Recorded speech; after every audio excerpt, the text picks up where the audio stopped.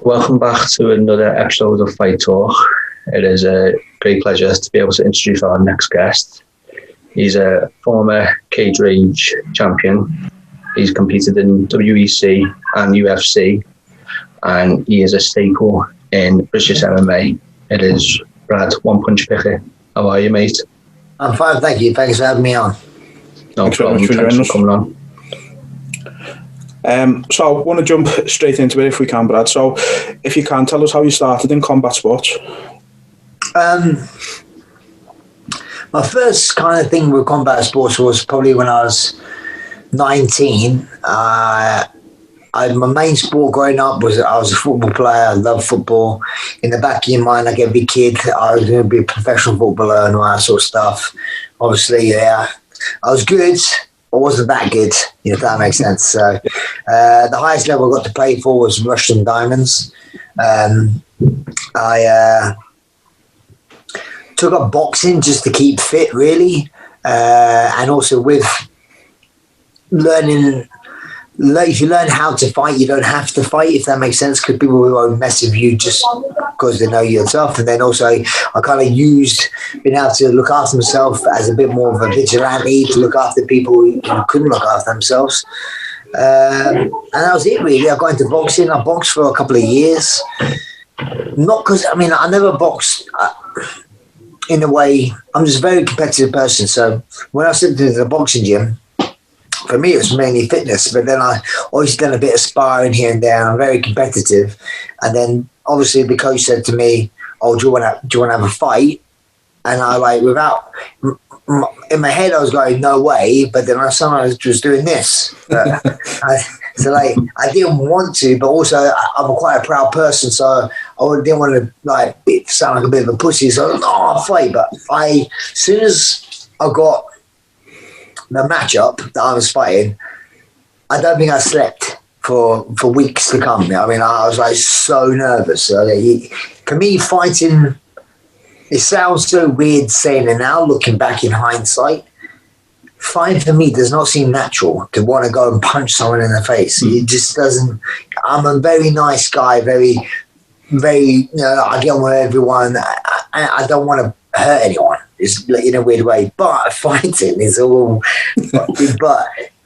I love the sport aspect. I was an athlete, so I just kind of enjoy the physical side of fighting. But that's it. So I was boxing for a couple of years. I ruptured my ACL playing football for a team that I should have been playing for. I was playing for Sunday morning football, but not even the team I played for. It was my reserve team. I just wanted to play because the first team didn't have a game. Ruptured my ACL because I was playing outside of my club contract. I got released and I never had my knee repaired. So basically, and then I tried to get back into boxing at the age of around about 25. Kind of enjoyed it yet again, but then didn't get any attention because I was a 25-year-old man and they're looking after these young kids, who are coming up, and I get it. So I just got no attention, kind of found it a bit boring after a while, like how many jab crosses can you do with a left hook? And, it's just the same. Yeah. And so one of my friends, a good friend of mine called Del Edwards said to me, "Oh, why don't you try out this mixed martial arts?" And I'm like, "Oh, what's that?" He goes, like UFC sort of stuff. And obviously, we're talking a long time ago. It's like 2003 or something like that. And I was like, yeah, sounds interesting. Bit dubious about rolling around with dudes on the floor. And I remember going to my first ever class. It was at Dave O'Donnell's back then, and it was called the Elite Fighting System. I turned up, and I remember to this day, there was a young kid there who was 16, and at this time I was a 26-year-old man. I'm quite a proud man. I used to box, and I wasn't the biggest guy in the world, but I'm quite tough. I get out of myself. And this 16-year-old kid absolutely smashed the crap out of me. All right, completely embarrassed me, just manhandled me, and I'm like, And I'm just like, after the end of the lesson, I was like I say, being a very competitive person I'm like, there's no way I can have someone being able to do that to me out there. I need to learn this and get better at this. Not because there was any UFC aspirations, because there wasn't back then. You know what I mean? Like, UFC didn't have my weight class. It was just, I need to learn this as a life skill just to better myself, you know?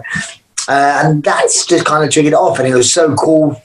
Like I said, when you come from a boxing background, there's only so jab, left hook, slip and rolls you can do.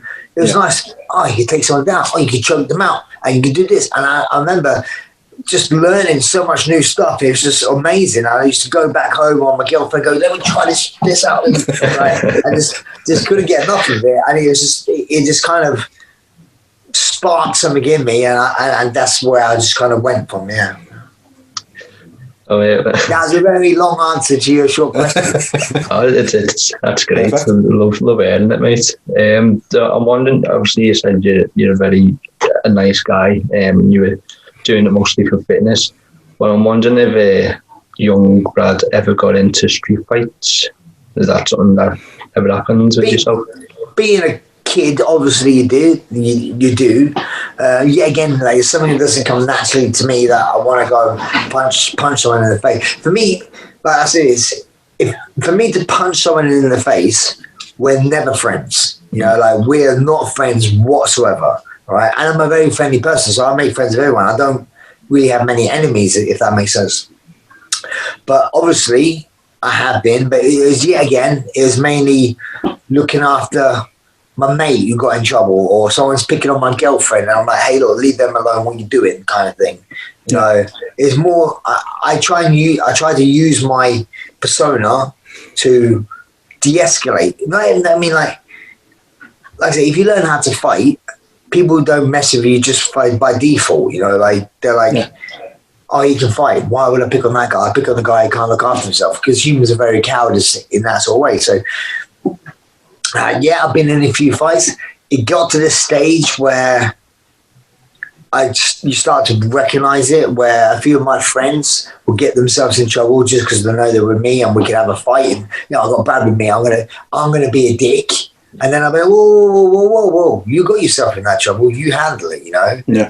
Don't make me pull yourself out of it. And so I was like that. Even so, I had to like cut off a couple of friends where you just cause trouble, you know?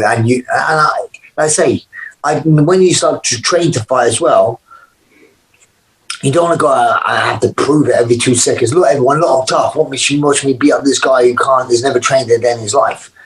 You know, so like, for me, it was like, people who fight a lot in the street and stuff, there tend to be people, one, have anger issues, and two, you want to prove to people and themselves, look, I'm tough, watch this. But you're beating up someone probably has never trained a day in their life, you know, and you just want to do it to look tough and just, so that was never me. I did, like I say, I have been in street fights and stuff like that. None of them ended badly on my behalf. I was always fine, but obviously as a young guy, you know, you're going to get yourself in a few confrontations. Yeah, they happen, don't they? Especially when you're just not on the streets all the time, but when you've got that life, I suppose it just kind of happens sometimes.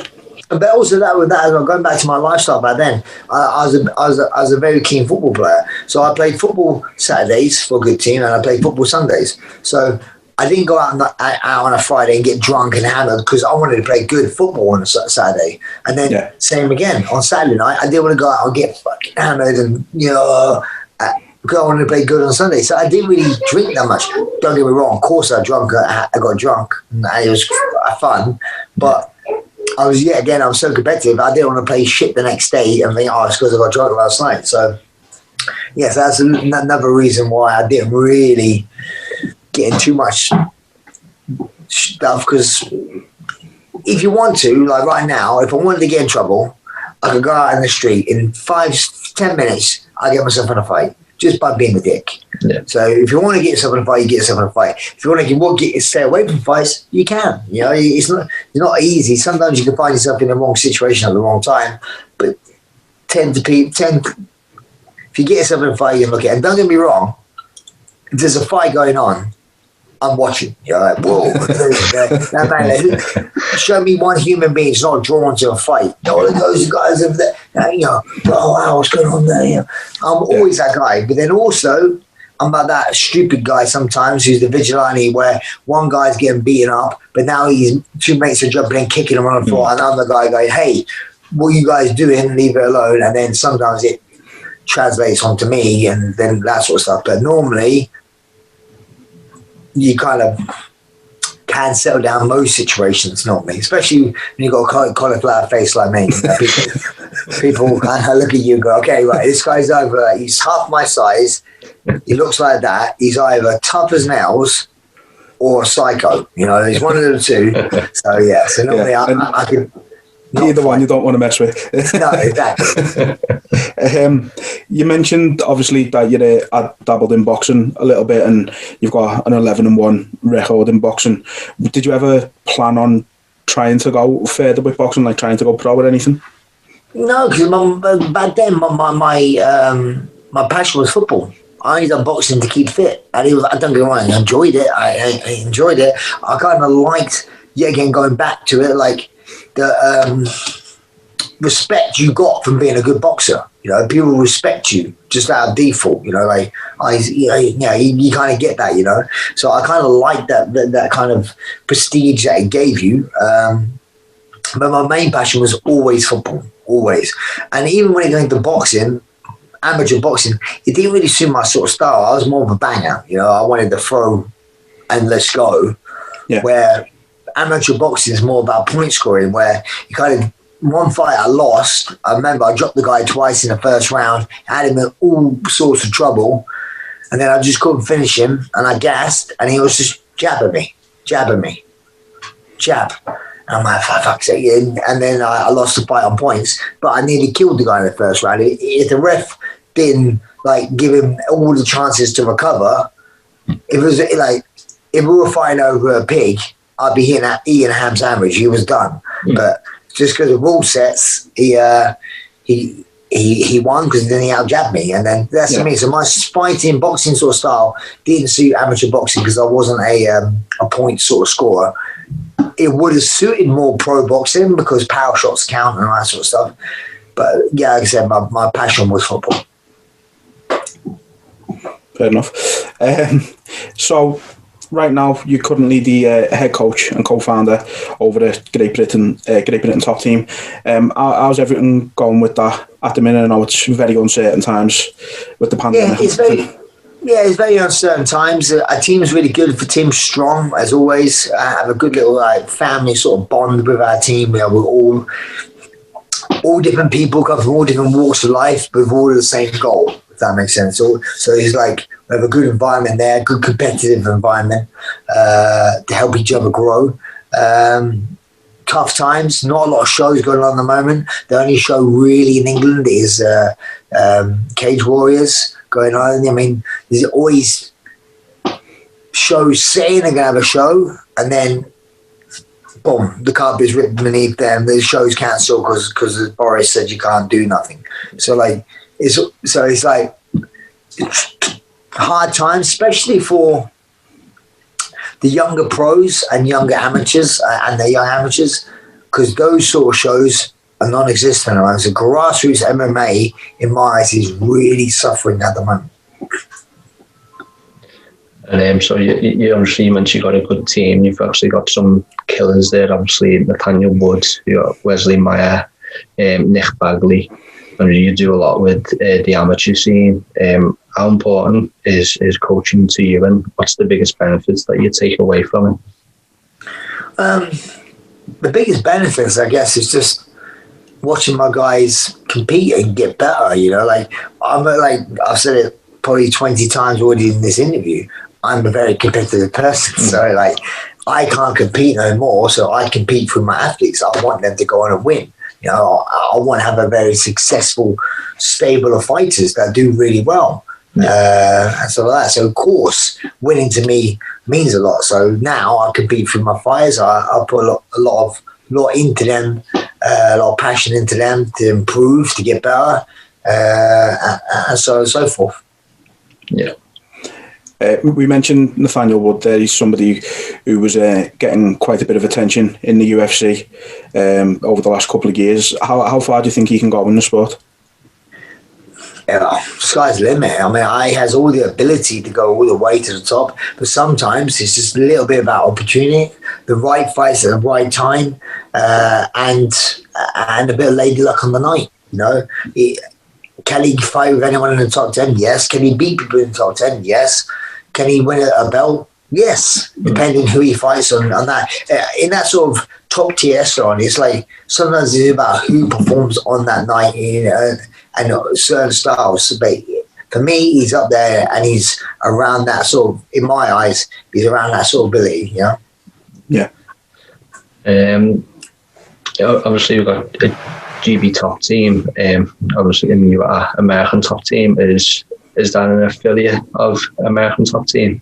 Is it? Yeah, I trained the American top team for many, many years. And just for me, even when I was competing, I was like, when I finished, I'm going to have a great British top team, which runs side by side American top team. So I send my guys over there. Any of them guys, like, I'm good friends with Miles Vidal and stuff like that. So when he's over here, when he was like fighting down Teal, I didn't have a gym, but he would come to my gym, train there, and so on and so forth, and just kind of have that sort of European base, you know. For me, like the capital of fighting in Europe is England, in my eyes. Oh, has coaching always been something you've been interested in then? Yeah, I mean, throughout my career, I always helped other fighters out. I wasn't one of those persons that kept my techniques to myself. From a early stage of my career, I realised I had to travel to America. I found an American top team, thank God. And I knew I needed to learn how to wrestle and learn all that sort of side of things.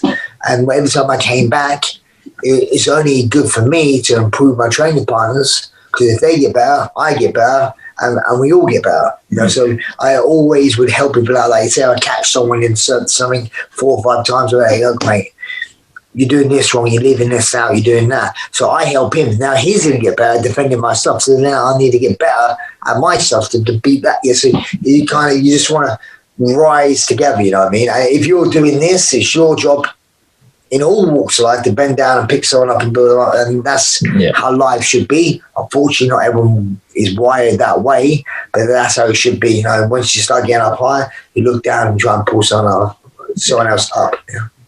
Yeah. So obviously you started your YouTube channel a few months ago, the One Punch Prospect.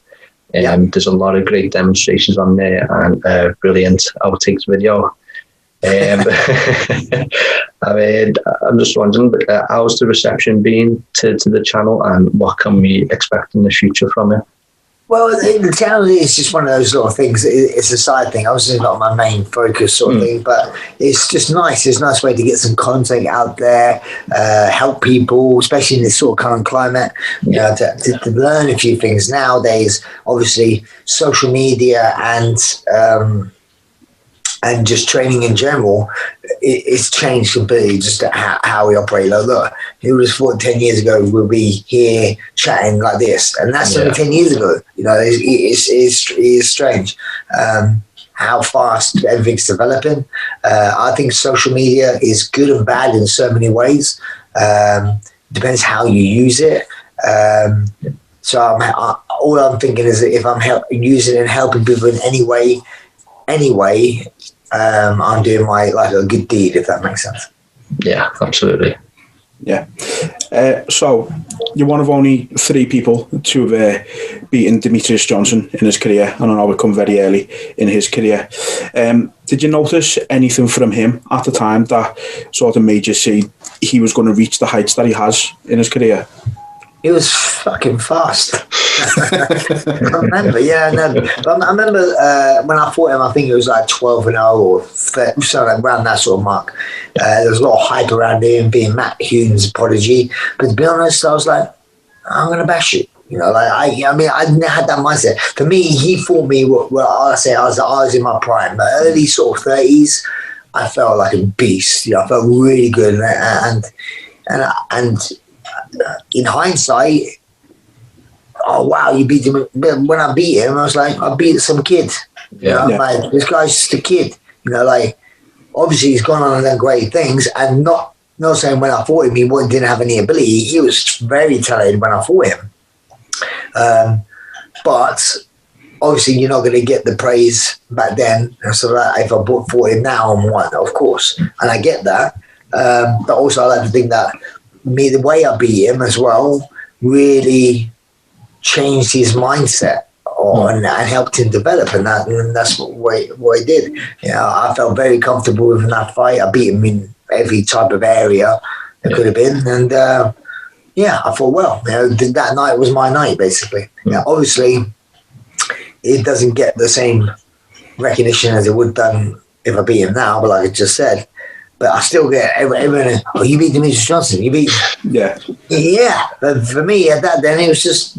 Yeah, another fight. It wasn't even my toughest opponent. You know, he was like, it was just a fight. Yeah. You know? I suppose it looks better now on your record now that he's where he is than when it did at the time.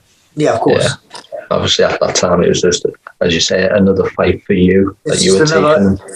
A young guy trying to, you know, make his way up, and I was there. I was like, fuck it. I was deep. I had like what? I was like 24 and.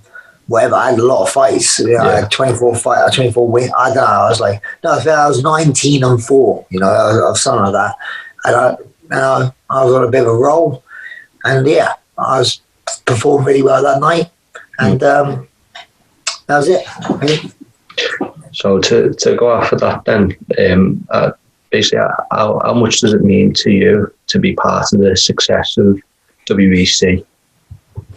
For me, WC was the kind of the highlight or the best sort of period of my fighting career, because again, I think every athlete has some sort of life expectancy, and then you have what you call your prime, and for me that was my prime. I felt so good within that organization and that sort of age. I was like early 30s, you know, hadn't been training for super long, but I just felt physically and mentally really good. If anything, I was probably a little bit ahead of the game, I guess, back then, especially UK wise. You know, I mean, like no one did what I did back then. But for me, WC, I fought in the last ever WC card as well. I had a great time. I had great fights. If anyone goes back on UFC Fight Pass and watches any of my WC fights, every fight was a great fight. You know, it was, you know, every fight. So to be honest, a lot of my fights are good fights, to be fair. But that was my bit that sticks with me. Yeah. So just to get your opinion then, if that merge didn't happen with UFC, how far would you have seen WEC going? Well, WC was owned by the UFC back then, so it was the same. As in, like, when the WC owned the UFC was just there for the smaller weight classes, you know. So when the WC and the UFC merged, it made no difference to me whatsoever. Right. I didn't fight anyone different. I was still fighting top 10 in the world in my weight class, which I was doing before the WC. So it didn't know as if, we're now fighting new guys. No, we just went, those weight classes just moved into the UFC. Like featherweight and bantamweight and stuff like that. But you look, all the fights from WC, you have Showtime Bet, Aldo, Faber, you know, Dominic Cruz, all these guys came from the WEC. Cowboy Cerrone, you know, so many, you know. The only thing that changed for me was the media attention, you know, and the audience that you fight in front of, right? Everyone, any hardcore MMA fan, loved the WEC. You always had great fights, and that's why, as a businessman, being Dana White, he wanted to bring these fights into the UFC because that's what everyone's talking about. That's what, you know, he wants to bring these smaller weight classes in, and for me, it was a win-win situation because I'm still fighting the same people, but now it's on a bigger stage. Yeah, definitely. Were there any fights in your career that you ever eyed up that didn't get made? Was there anyone you would have liked to have fought that you never? A fight that didn't get made was a fight that was actually scheduled. I was supposed to be making my UFC debut against Miguel Torres. I was getting ready for the fight. I ruptured my disc in my back at the L5S1, and I was out for quite a little bit. Then I had to put out the fight. I remember Demetrius Johnson fighting him instead and beating him, and then he got a title shot off the back of that. And I think if that could have been me, I could have. In my eyes, I thought I had the beatings of Miguel Torres, and I thought if I would have beat him, I would have probably got a title shot. So that never happened. Yeah, so that's one fight. If I went back, I wish I had at that time. Yeah. Just wanted to mention just about and I know Wikipedia isn't always the most reliable source for information, but on there at the minute, it's got that you're currently signed with Absolute Championship Beckett, is it? Yeah. I don't know how much truth there is to that. I just thought I'd mention it. No, it's not ACB anymore. It's called ACA, and I commentate for them. Ah, right, okay. Yes, I don't compete anymore. No way. My body's too fragile. So I actually, so I do the commentary for them. And I love my job. You know, they have fantastic fighters on there, and it's like a blessing just sitting there calling fights with a good pal of mine, Brian Lacey, and just watching superb fights. You know, like and getting paid for it, which is just awesome. Yeah. Yeah. Did you ever see yourself moving into commentary, or is it just something that has been a happy coincidence? I kind of think I like to think I'm quite articulate, and stuff, and I'm quite technical. I know what I'm looking for and stuff like that. I'm good with people's mindsets and all that sort of stuff. So I think I do give good and valuable insight. Yeah, I enjoyed it. You know, for me, it was a good progression from after fighting, going into not only coaching but into commentary as well. Yeah, so I enjoy it. You see a lot of people to go off that. You see a lot of people talk about who they'd like their commentary team to be in terms of UFC. With obviously your knowledge and your experience, what would be the team that you would like to have on the commentary if you could, all the time? Without sounding a bit obvious, but the guy I commentate with now is Brian Lacey, who commentates on it. He's absolutely fantastic at his job, and also he's a good pal of mine. He used to be a comedian. I still think I'm more funny than he is anyway. But we just have a really good laugh, and it's like very factual, very good commentary, but it's also a little bit tongue in cheek at times, you know, which it should be, you know, like so it's great. So I'm calling fights with a good pal of mine. It's awesome. If you mean like who would I like to call fights with in the UFC, maybe I like Dan Hardy. I think he's very knowledgeable in what he does. Also, John Gooden, I think he's very good. But any of them really, they're all good at what they do. Yeah. They all bring different things to the table, and I think me and Bisping, it'd be quite funny. No, they just have to have copies. Yeah, people just have to have subtitles and everything like that. Yeah, I think I'd like to see you and Bisping together. That'd be a good one. That'd be hilarious, actually. So obviously you were in cage rage. I think you started about 2008, didn't you? Obviously, as you mentioned, mixed martial arts wasn't as big as it was. Did you ever think it would be as big as it was at that point? Yes, kind of. Things always evolve.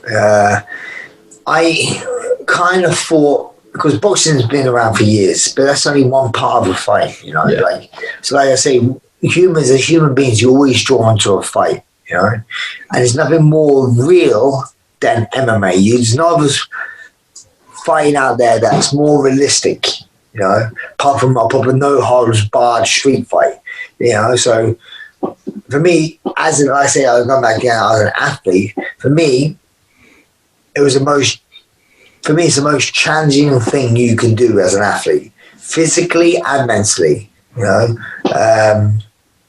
So yeah, that's why I always knew it was a great sport. And also, it's not just the fights that's more exciting, because you never know who's going to win, you know. It's like, I always say this is quite cliche, but the best boxer is going to win because it's a boxing match. You know, if two people had a judo match, the best person in judo is going to win. There's not a lot of surprises in there. There's so many surprises in MMA because there's so many more variables of winning and losing, and you're throwing 4-ounce bits of leather around. You know, like you could be not a technical striker one bit, and you can just close your eyes, throw a bomb, it lands.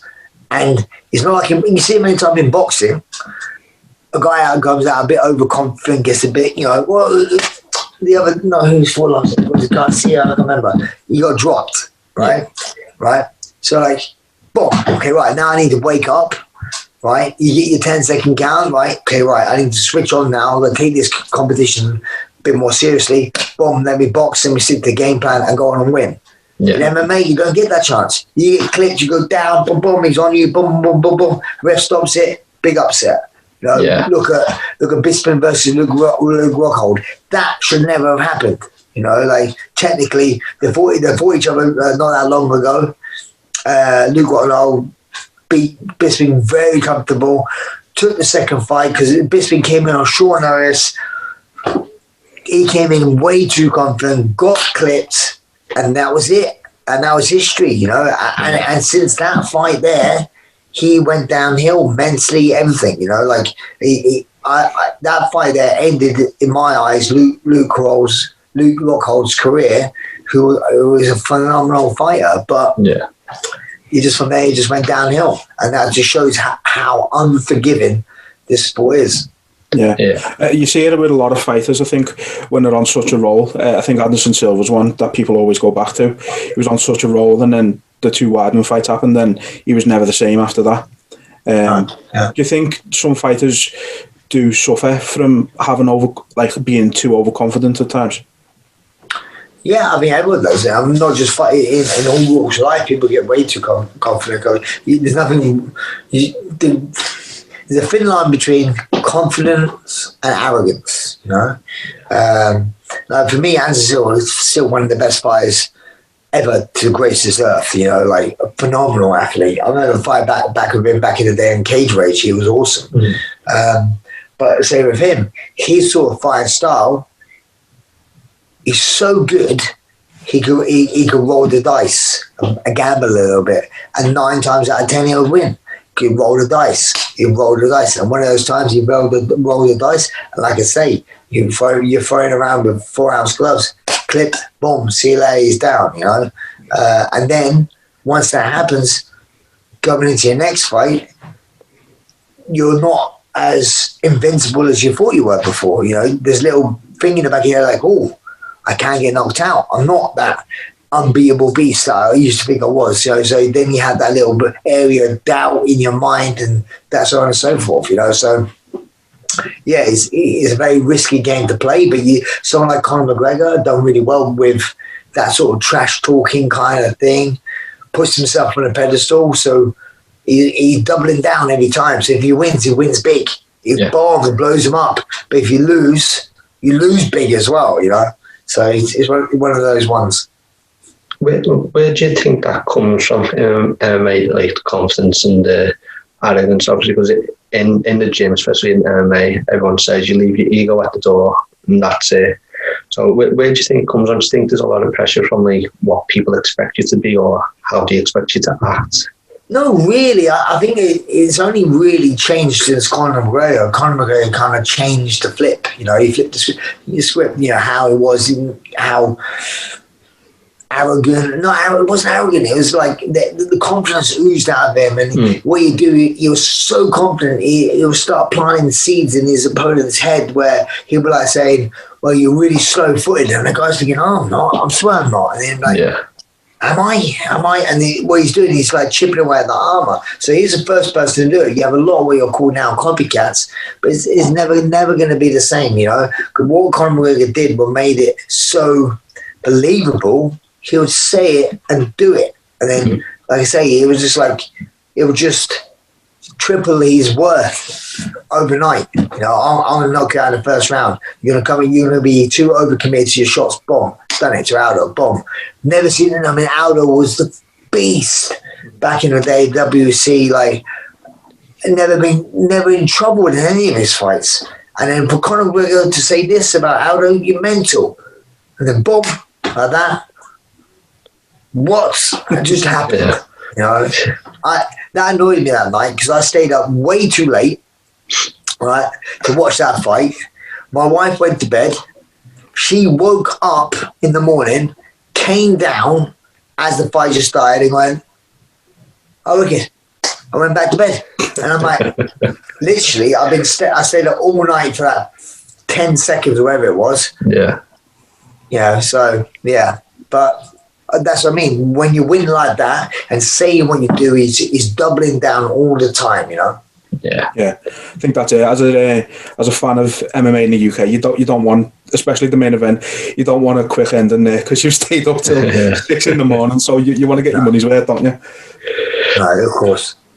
So obviously you retired from MMA in 2017, I believe. I'm just wondering if did retirement ever enter your mind prior to that? What's that? Sorry. So when you retired in 2017, I was just wondering if retirement was ever in your mind prior to that actual announcement. Yeah, 100%. Yeah, like for me, it's like you're not getting any younger, right?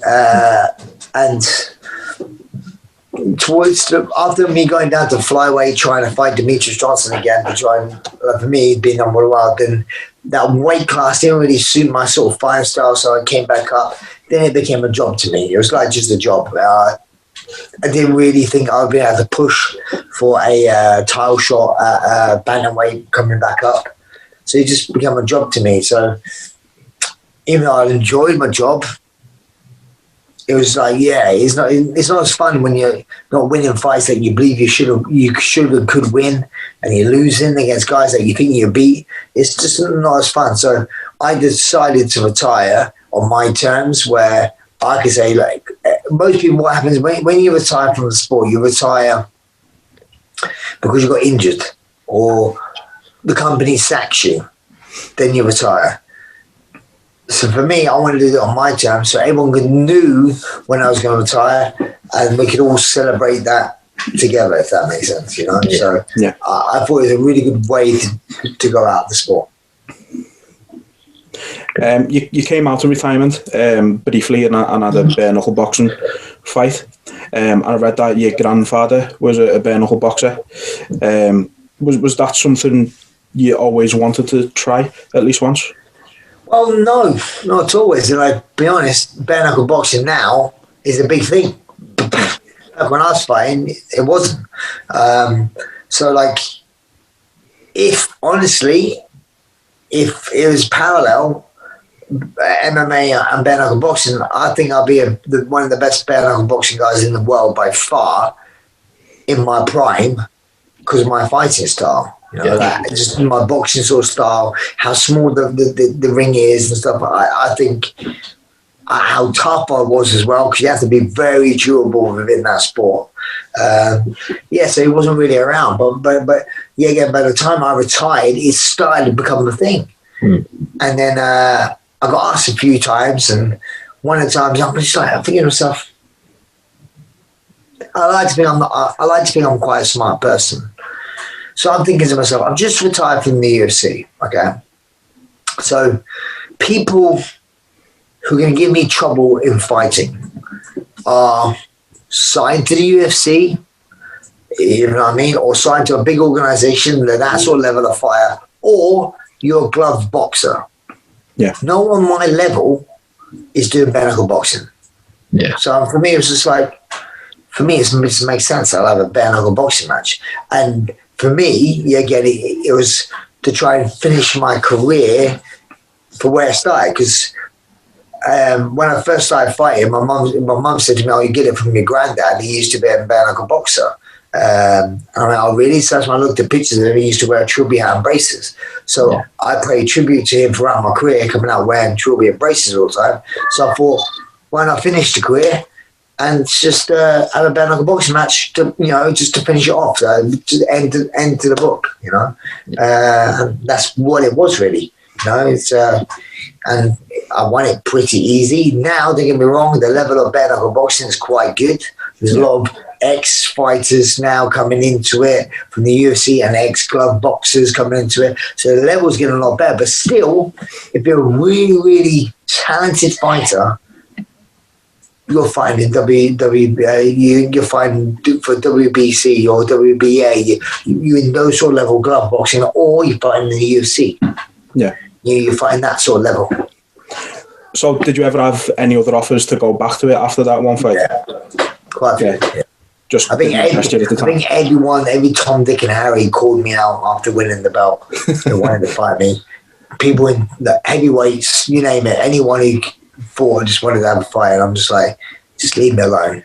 Let me go. Let me go over the sunset. Leave me alone. Well, that's it. I suppose at the time, with it not being as big as it is now, as you say, you would have been a big name associated with it, so it would have made sense for people to try and sort of make their name off your back. But I think for me in fighting, especially towards the twilight of your career, you need to find motivation, and whatever motivates you. And I was never a money-oriented person, so I was never motivated by money. It was always competition. So for me, when I did better, it wasn't a competition, I guess. It was more, this is a new challenge. This is good. So I was motivated. But then when I had a fight and I won with like 2 punches in 20 seconds, and I won the British belt, boom, done that. For me to be motivated to fight again, I'd have to fight someone like a Lobov or something like that. Someone I'm like, cool, let me have this would be a good scrap. I have to be motivated to get me out of bed, to go to train twice a day. At that stage of my career, I have to be motivated. And like I said, I wasn't motivated by money. So it's like, I give you £1 million. Okay, cool. I'd be motivated for a week, and then I'd be like, yeah, whatever. I was always competition. So it had to be something that really got my juices flowing, where I'm like, right, this guy's going to get it, or I want to have a fight, let's go. This would be a great fight. So it has to be something like that. So nothing really. I remember meeting Lobov at a Brave event, I think it was, and I chatted to him. I said, Lee, maybe me should have a scrap kind of thing. And he was like, yeah, it'd be a good fight. I mean, cool. And I chatted to him about it, and I tried to get that happening. Never happened. Then he had his rematch with Jason Knight, and then Jason Knight beat him. So it's like, I'm not as keen for it anymore. And then, to be honest, Jason Knight messaged me on Twitter, I believe it was, or Instagram, one or two, saying, look, should we have a scrap? And I was like, yeah, okay, cool. But nothing really happened from it. And that was it. Now I'm too old to even think about it. I'm just wondering, was the championship, the belt, always part of the contract, or is that something that come later as you were getting ready for that fight? Say again, sorry? No, you're competing for the belt in your bare knuckle fight. Was that always part of the contract, or was that something that was agreed later on? Yeah, it wasn't the reason I was doing it. But for me, I think the belt was vacant, and I think for them it was just good because they'll have me as a BKB champion, I guess. Yeah. So it just looked good for their promotion. So that was it. So for me, belts are cool, but I was more, quite like I said, I was way more competition driven. Yeah. I'd rather fight a tougher fight than fight someone for the belt.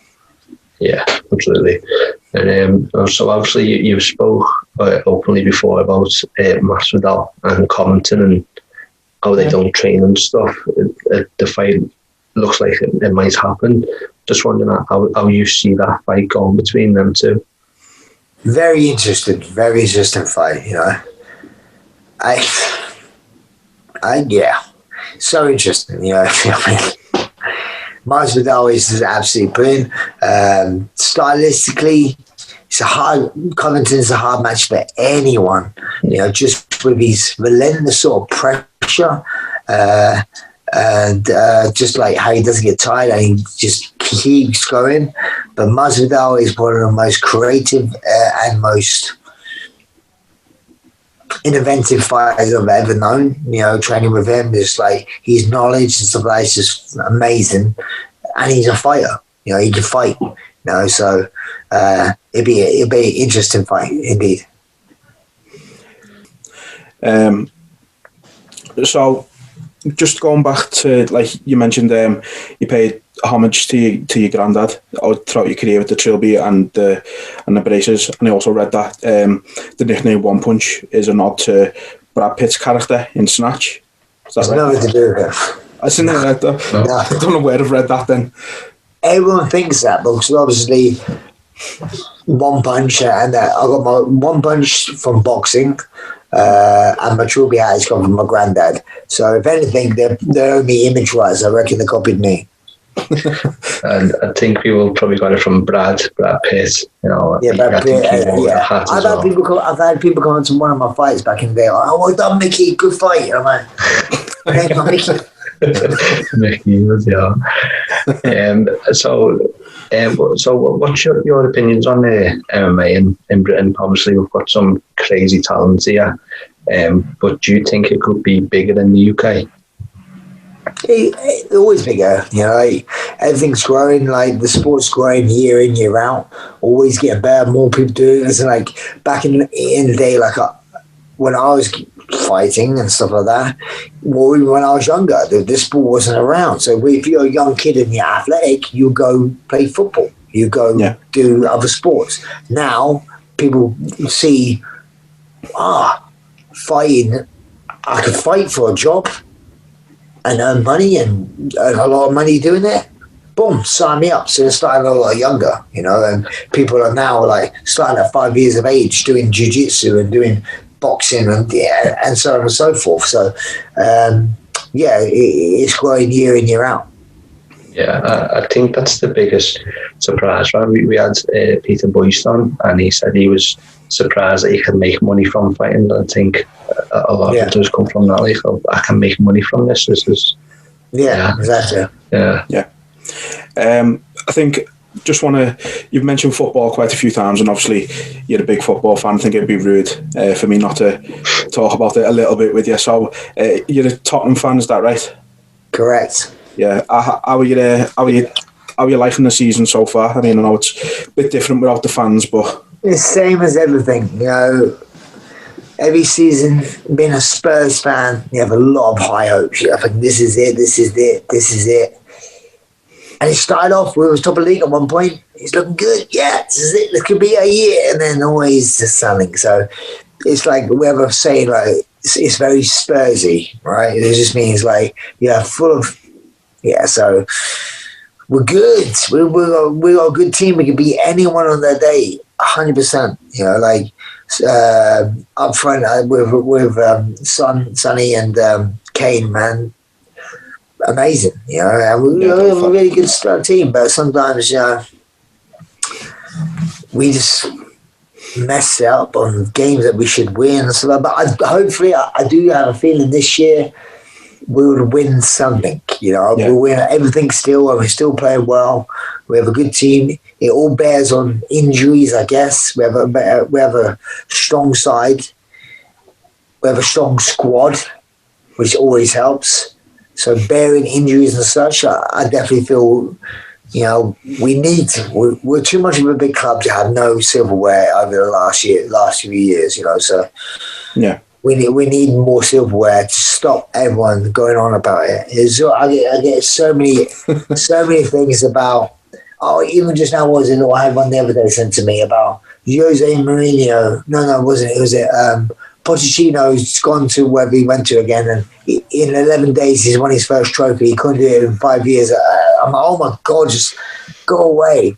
So I just need a trophy to shut everyone up, Yeah. Like, especially Arsenal fans, because like Arsenal give it all the time, but they are shit now, right? Yeah. Right. They're behind us, so behind us. I'm not even worried about them, but they're like, how many trophies you got?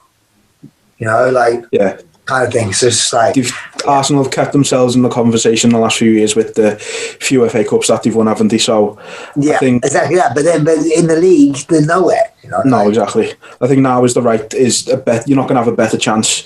Spurs, I don't think, especially with Mourinho there. I don't think he's not quite the manager he was when he was at Chelsea. But we even made it to the Champions League final, but we got beat by another English team.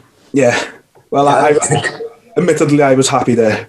Yeah, I was you Liverpool or Everton, but you're Liverpool, I'll take it. Yeah. No, I think, like you say, Mourinho, he knows how to win trophies. And the fact that Gareth Bale can't get in your squad at the minute, I think that's probably a promising sign. But even in the game last night, though, it's like we drew in Fulham, and he left who was on the bench? He left Bell on the bench, Lucas Moore was on the bench, and I'm thinking, you got to bring them on. You know, it's Fulham. You know, we had the same problem against them. Yeah, but still, let's go. Don't be so defensive sometimes. You know. Yeah, definitely. Yeah, but, so finally, just wanted to see what you're hoping 2021 brings for both yourself and your athletes at Great British Top Team. Well, hopefully the world sorts itself out. I'm going to go back to some sort of normality, whatever the new normal is, and just keep growing as a team. You know, and help me bring some of my fighters through. I got fighters who can't get fights at the moment that need fights. It's, very important. So hopefully it all sorts itself out, and we'll be back in a big way. Good to hear it. Well, again, thank you very much for joining us today. No problem. And wish you and all your athletes the very best of luck for 2021. Thank you, guys. Thank you.